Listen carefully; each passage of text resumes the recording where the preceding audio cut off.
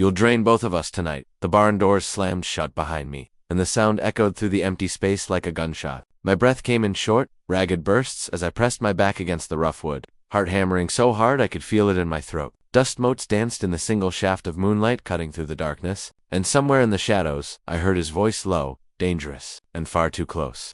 You can't run from this forever, Carter. I squeezed my eyes shut, trying to steady myself. This wasn't supposed to happen. None of this was supposed to happen, but Ethan Mercer had a way of unraveling every carefully constructed wall I'd built around myself. And tonight, he'd finally cornered me in more ways than one.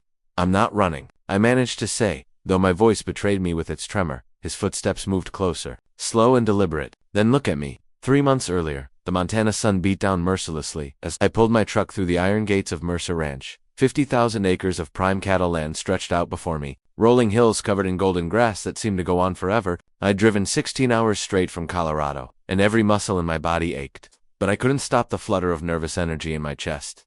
This job was supposed to be my fresh start, a chance to put distance between myself and everything I'd left behind, the questions I couldn't answer, the feelings I couldn't explain, the version of myself I'd been trying so hard to be. The main house sat at the end of a long dirt road, a sprawling, ranch-style structure that somehow managed to look both imposing and welcoming. I parked next to a row of dusty work trucks and killed the engine, taking a moment to collect myself before stepping out into the heat.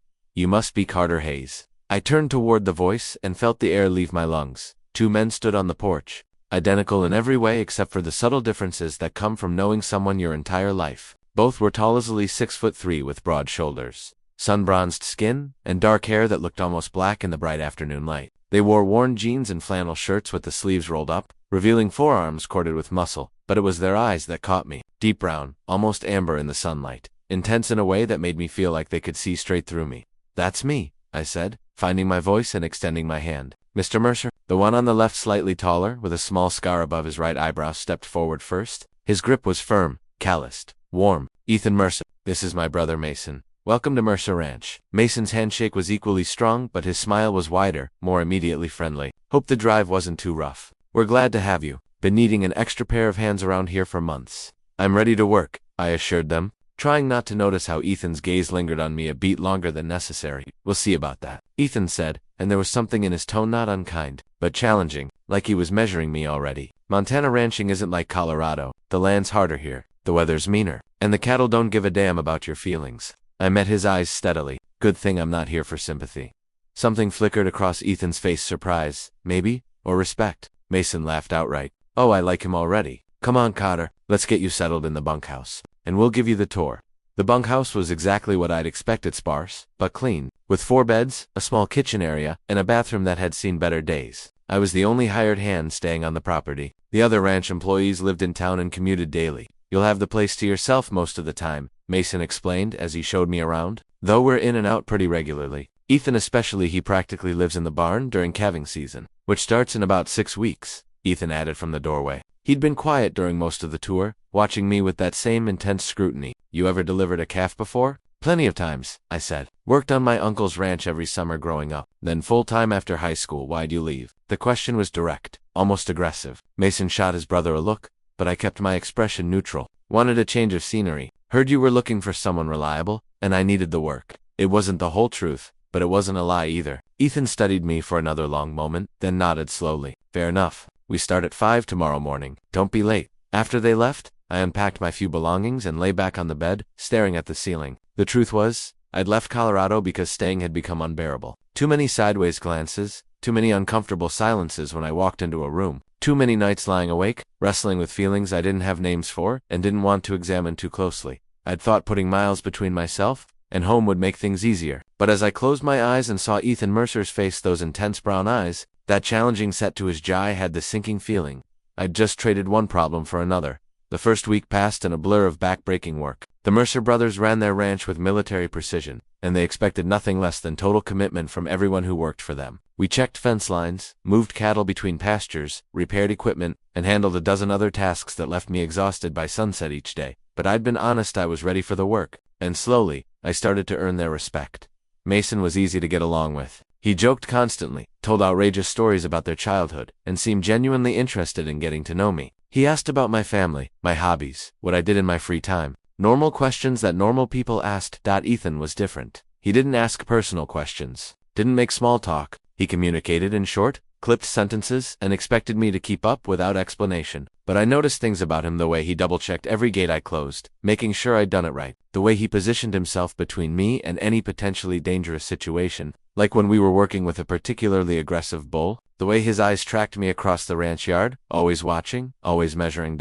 It should have made me uncomfortable. Instead, it made my heart race. 2 weeks in, we were moving a herd to fresh pasture when one of the calves got separated from its mother. The little thing panicked, darting away from the group and heading straight for a steep ravine. I reacted on instinct, spurring my horse forward and cutting off the calf's path before it could plunge over the edge. The maneuver worked, but my horse spooked, rearing back suddenly. I managed to stay in the saddle, but barely, my heart pounding as I regained control. When I looked up, Ethan was there, his horse pressed close to mine, his hand gripping my shoulder. "You okay?" "Yeah," I breathed. "I'm fine. Just startled me." His hand lingered for a moment, warm and solid through my shirt. His eyes searched mine with an intensity that made my breath catch. "That was good riding. Quick thinking. Thanks." We stayed like that for a heartbeat longer than necessary, close enough that I could see the flecks of gold in his brown eyes, the way his jaw tensed like he was holding something back. Then he released my shoulder and pulled away, his expression shuddering. "Let's get this herd moving," he said gruffly, and turned his horse without another word. Mason rode up beside me as Ethan moved ahead. "Don't mind him. He gets intense when he thinks someone's in danger. Lost our dad to a riding accident when we were 17. Makes him protective." "I didn't know," I said quietly. "I'm sorry. Ancient history now. But it shaped him, you know? Made him hard on the outside. But underneath." Mason trailed off, his eyes on his brother's retreating form. "Underneath, he feels everything twice as deep as the rest of us." I filed that information away, something warm and sad settling in my chest. The rest of the day, I couldn't stop thinking about Ethan's hand on my shoulder, the concern in his eyes, the way he'd looked at me like I mattered. The first real crack in my carefully maintained composure came 3 weeks into my time at Mercer Ranch. It was Friday night, and Mason had convinced us all to head into town for drinks at the local bar. "You've been working nonstop," he'd argued. "Even Ethan needs to unwind sometimes. Come on, Cotter, let us show you Twin Falls's thriving nightlife." The bar was exactly what I'd expected: dim lighting, country music on the jukebox, locals who all seemed to know each other. We grabbed a table in the back, and Mason immediately launched into conversation with a group of ranchers from a neighboring property. Ethan sat across from me, nursing a beer and watching the room with that same observant intensity he brought to everything. I tried not to stare, but it was difficult. There was something magnetic about him, something that drew my attention even when I actively tried to look away. "You settling in okay?" he asked suddenly, his eyes finding mine. "Yeah, the work's hard, but I like it. You and Mason run a good operation. Dad taught us well." He took a long pull from his beer. "You miss Colorado?" "Sometimes. Mostly, I miss my mom. We talk on the phone, but it's not the same." "What about friends? Girlfriend?" The question felt weighted somehow. I shook my head. "No girlfriend. And the friends I had?" I shrugged. "We drifted apart. Happens sometimes." "Yeah," Ethan said softly. "It does." There was something in his tone that made me look at him more closely. "But just a moment." His guard was down, and I saw something raw in his expression: onlyness, maybe, or understanding. Like he knew exactly what it felt like to drift away from people, to carry something inside that set you apart.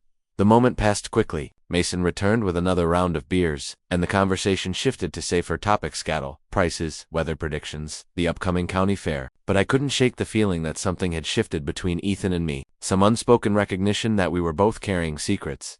Around midnight, Mason announced he was heading home with one of the local women who'd been flirting with him all night. "You guys good to get back on your own?" "We're fine," Ethan said, rolling his eyes. "Try to be subtle about it at least." Mason grinned. "Subtleties for people with shame, brother." "Carter, welcome to life with the Mercers. We're a classy bunch." After he left, the bar felt smaller somehow, more intimate. Ethan and I sat in companionable silence for a while, listening to the music and watching the last few patrons filter out into the night. "We should probably head out," I said eventually. "Early start tomorrow." Ethan nodded but didn't move. "Can I ask you something?" My heart skipped. "Sure. Why'd you really leave Colorado?" I'd known this question was coming eventually. I just hadn't expected it to land quite so hard. "I told you. Needed a change?" "That's what you said. But it's not the whole truth, is it?" I met his eyes, and something in his expression made me want to be honest. Made me feel like maybe, just maybe, he'd understand. "No," I admitted quietly. "It's not the whole truth, but it's all I can give you right now." Ethan held my gaze for a long moment, and I had the strange feeling he was seeing all the things I wasn't saying. Finally, he nodded. "Okay, but Carter, whatever you're running from or whoever, you're safe here." I meant what I said about protecting people on my ranch. The sincerity in his voice made my chest tight. "Thank you." We drove back to the ranch in Ethan's truck, the silence between us charged with something I didn't want to name. When we pulled up to the bunkhouse, I started to get out, but Ethan's hand on my arm stopped me. "For what it's worth," he said, his voice low, "I know what it's like to feel like you don't fit. Like there's something about you that makes other people uncomfortable. You're not alone in that." Before I could respond, he released my arm and stared straight ahead through the windshield. "Get some sleep. Tomorrow's going to be a long day." I climbed out of the truck, my mind reeling. As I watched his taillights disappear toward the main house, I realized with startling clarity that I was in trouble. The kind of trouble that had made me leave Colorado in the first place. The kind that made my heart race and my palms sweat and my carefully constructed walls start to crumble. I was falling for Ethan Mercer, and I had no idea what to do about it. The next few weeks were sweet torture. Every interaction with Ethan felt charged with electricity. A brush of hands when we were both reaching for the same tool, his steadying grip on my waist when I climbed down from the hayloft, the way he stood just a little too close when explaining something, his breath warm against my neck. I told myself I was imagining it, that I was projecting my own feelings onto innocent moments. But there were times when I'd catch him looking at me with an expression that made my breath stop. Something hungry and conflicted and almost desperate. Mason noticed. Of course Mason noticed. "You and Ethan have been circling each other like nervous colts for weeks now," he said one afternoon while we were fixing fence posts. "When are one of you going to make a move?" I nearly dropped my hammer. "I don't wear Natto, please." Mason gave me a knowing look. "I've been watching my brother pine after people his whole life. I know what it looks like. And I've been watching you watch him. You're both so obvious, it's almost painful." My face burned. "Mason, I don't think look, I'm going to tell you something about Ethan." Mason set down his tools and turned to face me fully. After Dad died, he shut down, threw himself into the ranch, into being responsible, into taking care of me and the business. He stopped letting people in, stopped dating, stopped opening up. I've watched him lock himself away for almost a decade. He paused, his expression serious. "But with you, he's different, more alive. Like maybe he's finally ready to let someone see who he really is. So whatever this is between you two, don't walk away from it without at least being honest about how you feel." "What if he doesn't feel the same way?" I asked, my voice barely above a whisper. "What if I'm wrong?" "You're not wrong," Mason said gently. "Trust me on that." Everything came to a head the night of the county fair. The entire town turned out for the annual event, carnival rides, livestock shows, piting contests, and live music that carried across the fairgrounds late into the night. Mason had insisted we all go, claiming we deserved a night off after weeks of hard work. I spent the evening trying to enjoy myself, but I couldn't focus on anything except Ethan. He'd cleaned up for the occasion, trading his work clothes for dark jeans and a fitted black shirt that made his broad shoulders look even wider. Every time I looked at him, my heart did something complicated in my chest. We wandered through the fair together, the three of us, and it felt easy and natural. Mason flirted with half the women in Twin Falls while Ethan and I trailed behind, making quiet comments about the absurdity of some of the carnival games. $10 says you can't knock down all those bottles," Ethan challenged, nodding toward one of the game booths. "You're on," I said, and proceeded to win an enormous stuffed bear that was almost as tall as I was. Ethan really laughed, his whole face transforming, and I felt like I'd won something far more valuable than a cheap carnival prize. "What are you going to do with that thing?" "I haven't decided yet. Maybe I'll give it to Mason. He seems to need it more than I do." "Please don't," Mason called from where he was trying to win a goldfish for the woman on his arm. "I have a reputation to maintain." As night fell, the fair took on a dreamy quality. String lights twinkled overhead, music drifted through the warm air, and the smell of fried food and cotton candy mixed with the ever-present scent of hay and livestock. Mason eventually disappeared with his companion, leaving Ethan and me to wander alone. We found ourselves at the edge of the fairgrounds, away from the crowds, looking out over the dark expanse of ranch land that stretched to the horizon. The music from the fair was distant here, just a gentle backdrop to the sound of crickets and our own breathing. "I love this place," Ethan said quietly. "This land's life. But sometimes it feels like a cage." I glanced at him, surprised by the confession. "What do you mean?" "Everyone knows everyone here. Everyone has expectations. You're supposed to be a certain way, do certain things, want certain things." He turned to face me, and in the dim light, his eyes were dark and intense. "But what if you don't? What if what you want is different from what everyone expects?" My heart was pounding so hard I was sure he could hear it. "Then you have to decide if you're brave enough to want it anyway. And if being brave means losing everything, then maybe everything you have isn't worth keeping."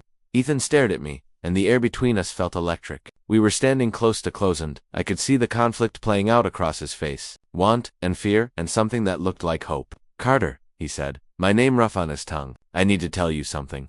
Before he could continue, voices erupted behind us, loud, drunk, aggressive. We turned to see a group of local ranch hands, guys I recognized from the bar, stumbling our way. One of them, Travis, I think his name, was pointed at us with a beer bottle. Well, the Mercer twins and their new pretty boy. "Y'all out here having a romantic moment?" The others laughed, crude and mean. My stomach dropped. Ethan's entire demeanor changed in an instant. His body went rigid, his jaw clenched, and when he spoke, his voice was cold as ice. "Go home, Travis. You're drunk." "Just making an observation," Travis slurred. "Seeing you two standing so close, looking at each other all intense, makes a man wonder." "Wonder about what?" Ethan stepped forward, his fists clenched. The danger radiating off him was palpable. I put a hand on his arm, trying to pull him back. "Ethan, don't. They're not worth it." But Travis had clearly been waiting for an opportunity like this. "Always knew there was something off about you, Too pretty, too perfect. And now, you're hiring pretty boys. What's next, Ethan?" "You going to—" He didn't get to finish. Ethan moved like lightning, crossing the distance between them in 2 strides and grabbing Travis by the collar. "Say one more word. I dare you."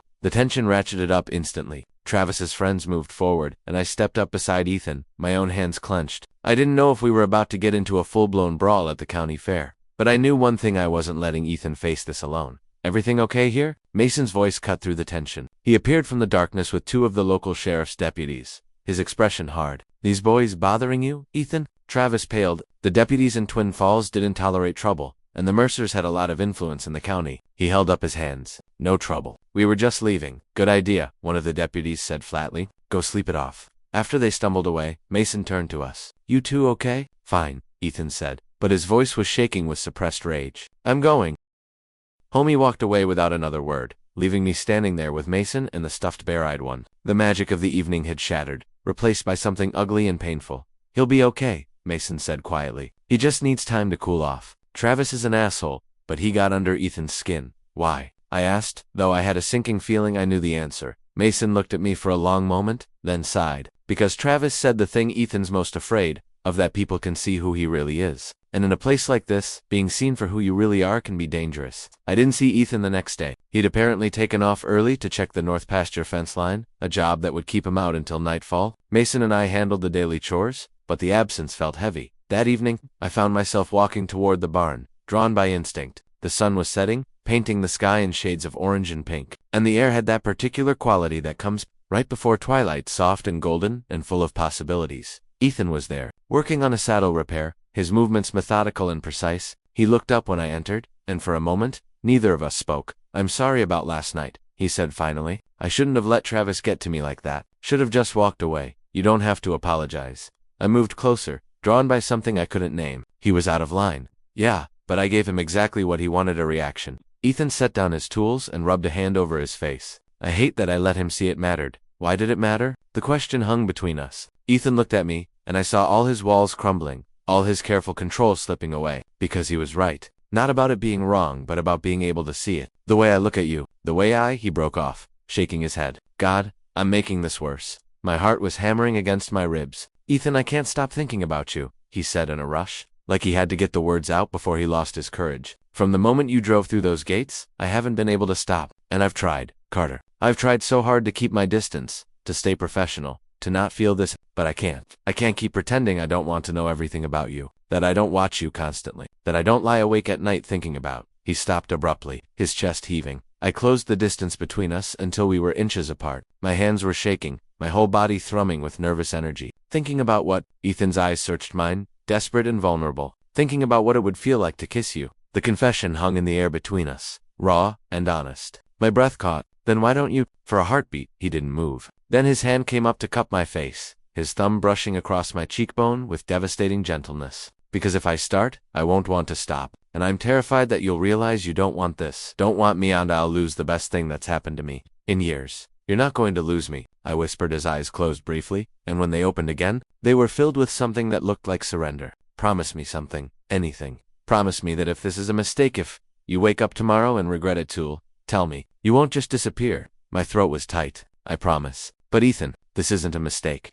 That was all the permission he needed. He closed the final distance between us, and when his lips met mine, the world narrowed to just the two of us, his mouth gentle but insistent, his hand in my hair, my fingers gripping his shirt like he was the only solid thing in a spinning universe. The kiss was everything I'd imagined and nothing like I'd expected. Soft and searching at first, then deeper, more desperate. When we finally broke apart, we were both breathing hard, foreheads pressed together, hands still clutching at each other like we were afraid to let go. "I've wanted to do that for so long." Ethan breathed. "Me too." We stood there in the gathering darkness, holding each other, and for the first time in longer than I could remember, I felt like I was exactly where I was supposed to be, The next few weeks existed in a bubble of secret moments and stolen touches. We were careful around Mason and the other ranch hands, maintaining a professional distance during work hours, but when we were alone in the barn after everyone else had gone to bed, on early morning rides before the rest of the ranch woke up, in the quiet spaces between obligations we let ourselves be real. Ethan opened up in ways I never could have imagined. He told me about growing up on the ranch, about the pressure he'd felt after their father died to be strong for Mason,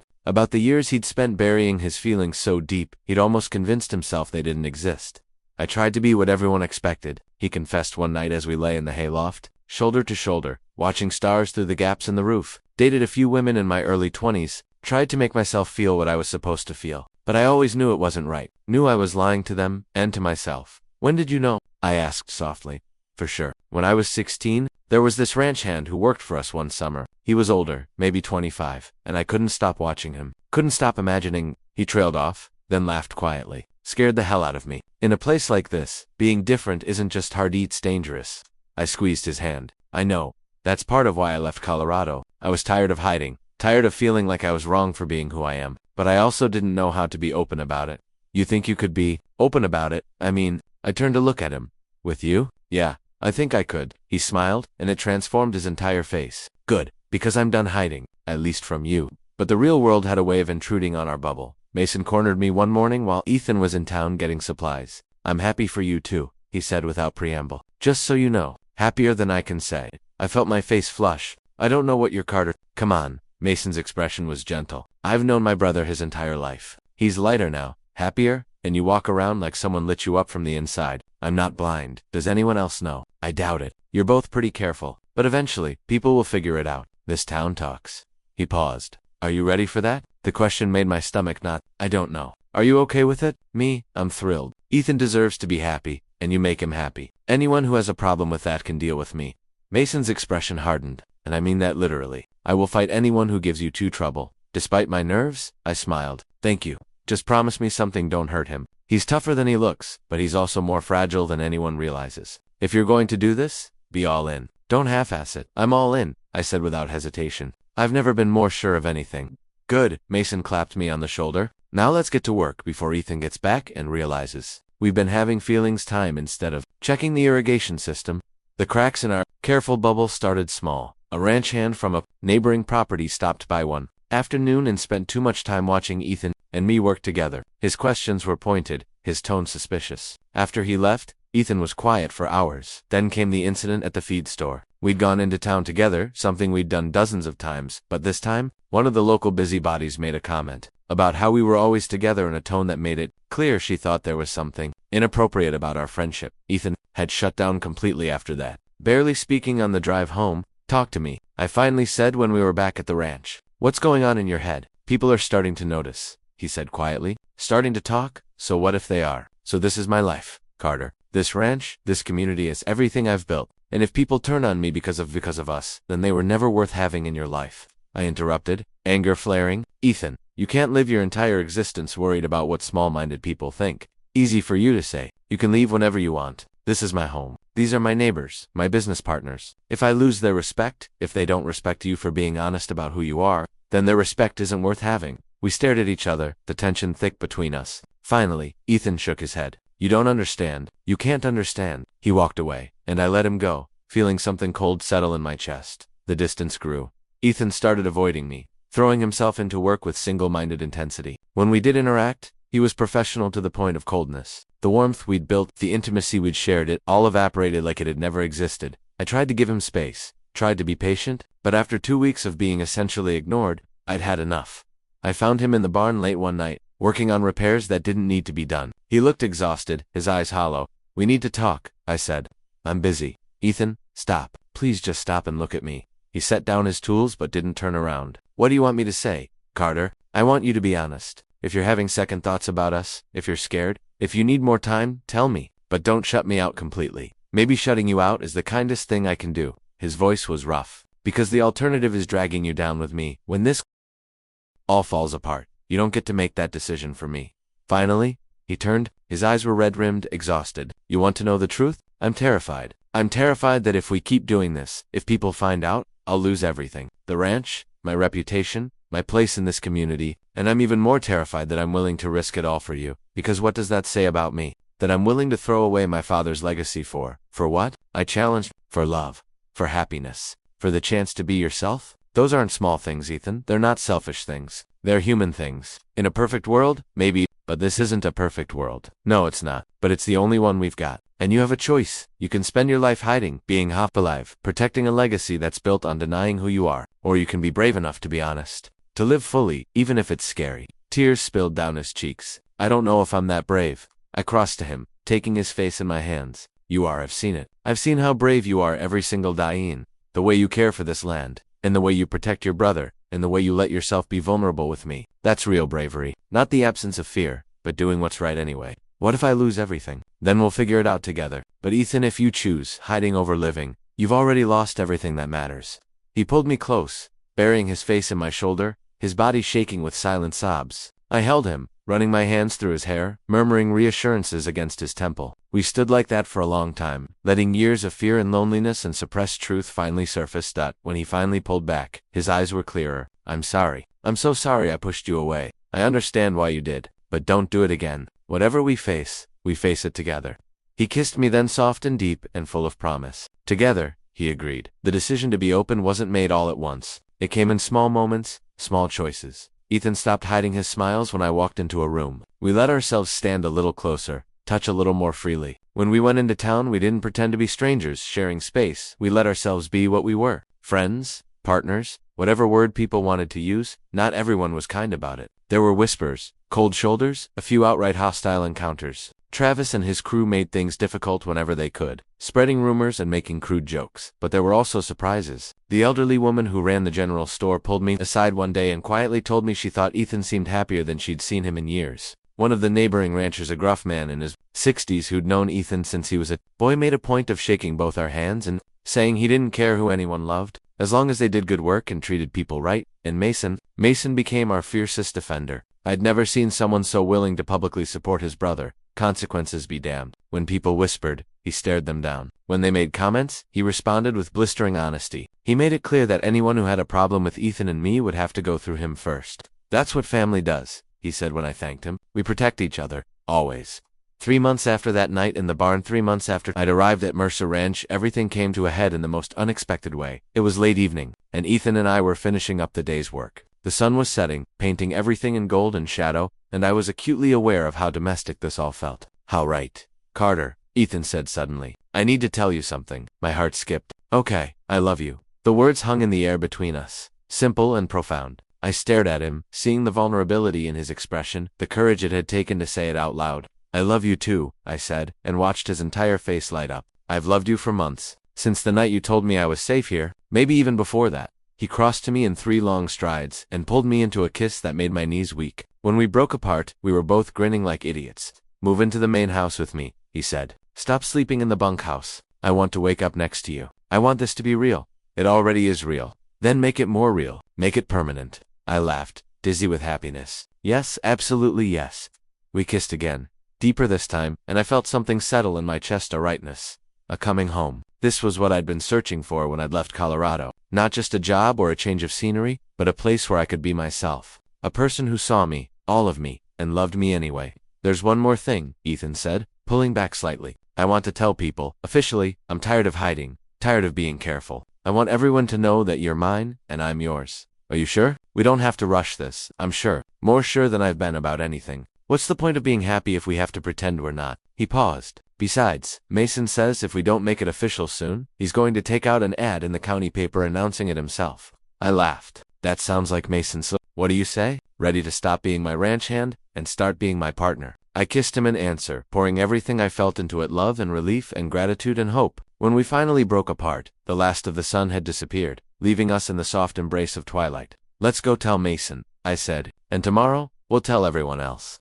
Hand in hand, we walked toward the main house. Toward our future, toward the life we were finally brave enough to claim. 1 year later, the barn doors stood open, letting in the warm summer breeze. Inside, Ethan and I were working side by side, our movements synchronized in the way they always were, now a dance. We'd perfected over months of shared work and shared life.